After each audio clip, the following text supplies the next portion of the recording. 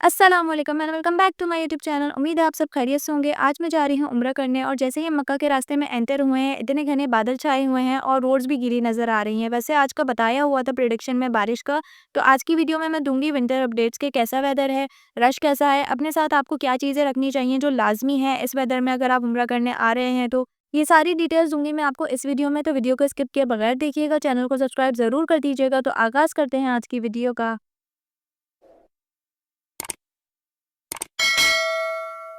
अल्हम्दुलिल्लाह मैं हरम में एंटर हो गई हूँ और जैसे कि रोड्स गीले नज़र आ रहे थे तो पता लग गया था कि ठीक ठाक बारिश हुई होगी। और मैं आप लोगों को ये घटा भी दिखा दूँ, माशाल्लाह सुबहान अल्लाह कितना खूबसूरत मंज़र है। और आज इतना अफजल दिन है, जुम्मे का दिन है और इस वक्त असर का टाइम हो रहा है। वैसे तो इस वक्त काफ़ी ज़्यादा तादाद होती है लोगों की हरम में, मस्जिद के बाहर भी, क्योंकि जो है लोग यहाँ पर भी नमाज़ पढ़ते हैं। तो लेकिन अभी जो है बारिश की वजह से काफ़ी ज़्यादा तादाद लोगों की अंदर चली गई है मस्जिद में। लोगों को मुश्किल पेश आती है बाहर गीले में नमाज़ पढ़ने में इस वजह से। आप घटा देखें, सुबहान अल्लाह, ये मंज़र देखने को मेरी आंखें तरस गई थी। यहाँ की बारिश देखने के ना मेरे दिल से बहुत ख्वाहिश थी। जब भी मैं उम्रे का सोचती थी तो ये ख्याल ज़रूर आता था कि हरम की बारिश नसीब हो जाए। असर की अज़ान हो रही है, बस अब जमात खड़ी होने वाली है, तो जल्दी जल्दी सब जो है मस्जिद के अंदर जा रहे हैं क्योंकि फ़र्श बाहर बहुत ज़्यादा गीले हो रहे हैं। यहाँ के वर्कर्स भी बार बार वाइपर कर रहे हैं। घटा की वजह से ना हल्की हल्की सी ठंड भी हो गई है। तो अब मैं आपको अपडेट जो है बाकी की नमाज़ की अदायगी के बाद देती हूँ। अल्हम्दुलिल्लाह मैंने असर की नमाज़ अदा कर ली है और जैसे ही मैं बाहर आई हूँ मैंने देखा कि अल्लाह ने रहमत बरसा दी है और बारिश शुरू हो गई है। मैं इतनी ज़्यादा खुश हूँ कि लफ्ज़ों में बयान नहीं कर सकती। आप लोग बारिश की आवाज़ सुने और थोड़ा सा मंज़र से लुत्फ़ अंदोज़ हों।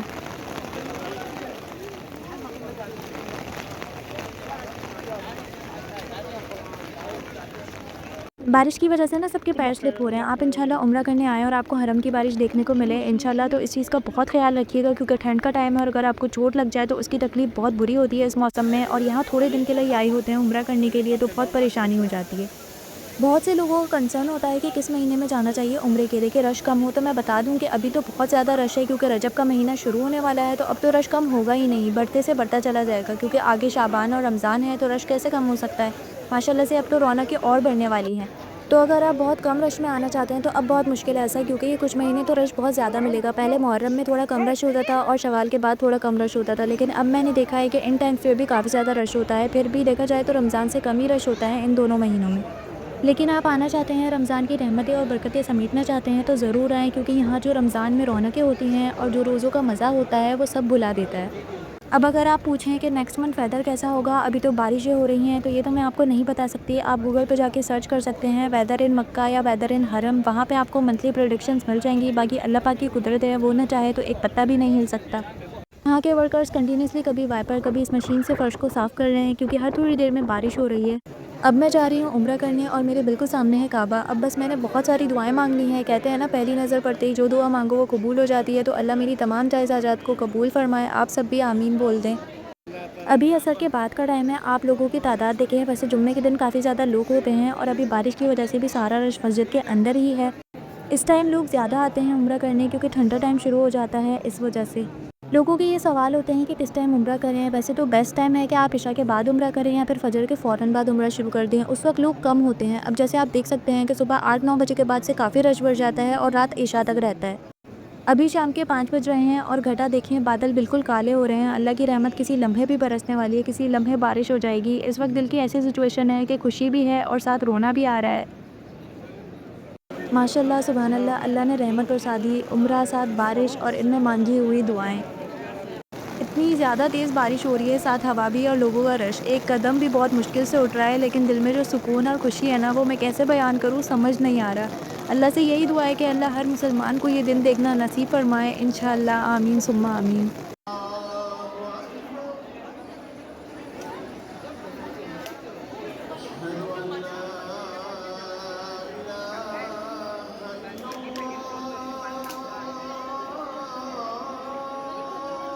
अल्हम्दुलिल्लाह मेरे तवाफ़ के 7 चक्कर पूरे हो गए हैं। अब जैसे आपका सवाल है कि पैकिंग किस तरह करनी है, आप जनवरी या फरवरी में आ रहे हैं। अब जैसे इस टाइम पे बहुत ठंड हो रही है, वैसे ही ये सीज़न सर्दियों का है, साथ यहाँ हो गई है बारिश। तो आप सोचें कितनी ठंड हो रही होगी। मेरे तो हाथ पाँव बिल्कुल ठंडे हो रहे हैं क्योंकि फ़र्श भी बिल्कुल ठंडा हो गया है। अभी भी बारिश कंटिन्यू बहुत तेज़ हो रही है। अब जैसे कभी भी बारिश हो सकती है तो आप अपने साथ अम्ब्रेला या रेनकोट ज़रूर रखें, और जैसे कि ठंड है तो अपने साथ जैकेट या अपर ज़रूर रखें। आपके साथ बच्चे हैं या बुज़ुर्ग हैं, हेल्थ पेशेंट हैं, तो उनके लिए तो इन चीज़ों का लाज़मी ख़्याल रखें। जैकेट, सॉक्स वग़ैरह तो ज़रूर होने चाहिए। थर्मस ज़रूर अपने साथ लेके आएँ, उसमें गर्म पानी या चाय रखें अपने साथ, ताकि अगर ज़्यादा ठंड हो तो आप जो है अपना बॉडी टेम्परेचर उससे नॉर्मल कर सकें। मेरे जानने में कुछ लोग हैं जो मदीना से होके आए हैं, तो उन्होंने ये बताया है कि मदीना में तो मक्का से भी ज़्यादा ठंड है, यानी कि बहुत ठंड है। तो काफ़ी लोग बीमार भी हो रहे हैं क्योंकि वेदर चेंज हो रहा है। अब जैसे किसी वक्त धूप है, किसी वक्त नॉर्मल वेदर है, किसी वक्त सर्दी है, तो आपने बहुत ख्याल रखना है कि ठंडा पानी, कोल्ड ड्रिंक ये सब अवॉइड करना है। बच्चों का इन चीज़ों को लेके सबसे ज़्यादा ख्याल रखना है। अच्छा, एक और इम्पॉर्टेंट बात ये कि आप अपने साथ मेडिसिन जो होती हैं, फ़ीवर, फ्लू वगैरह की, पेन किलर, ये सब ज़रूर लेके आएँ, क्योंकि वेदर चेंज हो रहा है। तो वी नेवर नो कि अगर हल्का सा भी कुछ फ़ील हो तो आप मेडिसिन्स ले लें, क्योंकि आप इबादत के लिए आए हैं। बीमार हो जाएँगे तो आपके लिए परेशानी होगी। अब मैं आ गई हूँ सही करने, और ये सफ़ा की पहाड़ियाँ हैं, माशाल्लाह देखें कितना पुरसुकून मंज़र है। मैं आपको करीब से भी दिखा देती हूँ।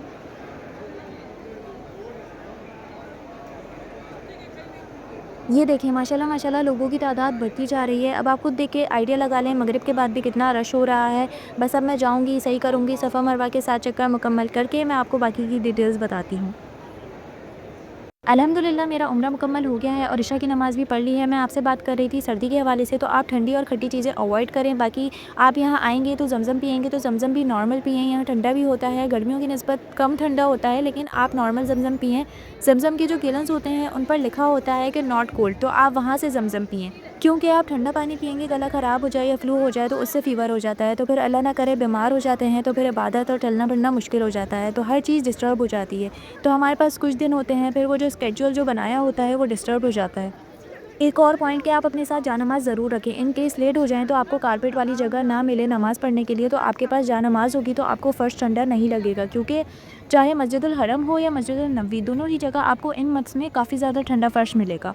अब जैसे आपके साथ बच्चे हैं, बुज़ुर्ग हैं, तो बेटर ये है कि आप फ़जर के बाद उम्रा करें। उस वक़्त ठंड भी कम होगी और धूप होगी और क्राउड भी कम होगा। मर्द हज़रात के लिए जैसे उम्रा करते हुए एक बाजू खुला रखना होता है, और वेदर ऐसा है, कोई हेल्थ इशू है, तो उनके लिए बेस्ट टाइम है कि आप धूप वाले टाइम उम्रा करें, जैसे फ़जर के बाद या ज़ोहर से पहले।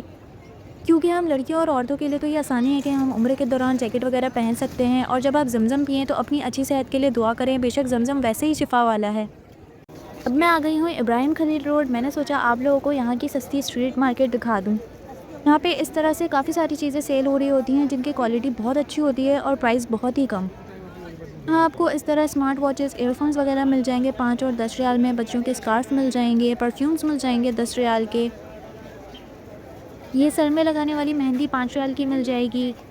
सऊदी ड्रेसेस और मैक्सीज मिल जाएंगी आपको 10 रियाल की। अगर आप पहली दफ़ा आएंगे यहाँ तो इस मार्केट का विज़िट ज़रूर करें। गिफ्ट्स और शॉपिंग के हवाले से बहुत ही सस्ती और अच्छी मार्केट है।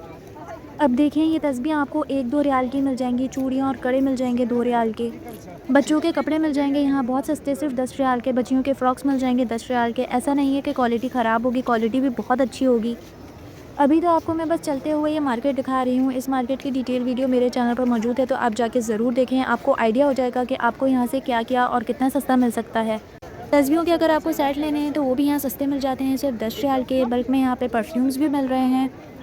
यहाँ इस तरह स्टॉल्स भी होते हैं, फ्रूट्स के पैकेट्स बने हुए होते हैं। एक पैकेट 5 रियाल का है और बिल्कुल फ्रेश फ्रूट्स होते हैं। वैसे शॉप से लेंगे तो आपको महंगे मिलेंगे।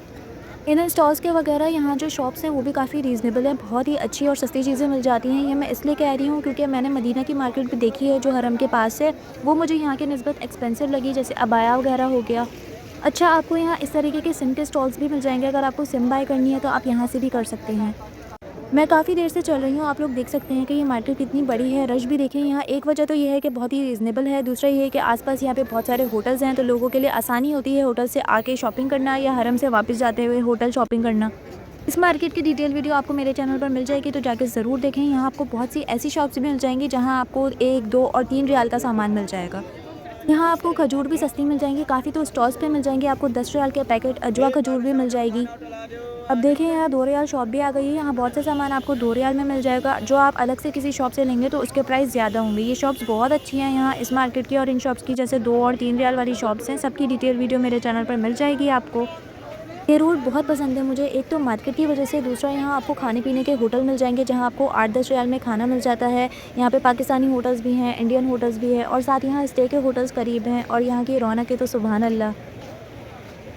देखिए यहाँ खजूरें भी मिल रही हैं 5-10 रियाल के बॉक्सेस, और ये जो है चॉकलेट्स आपको मिल जाएँगी 5 रियाल के पैकेट हैं।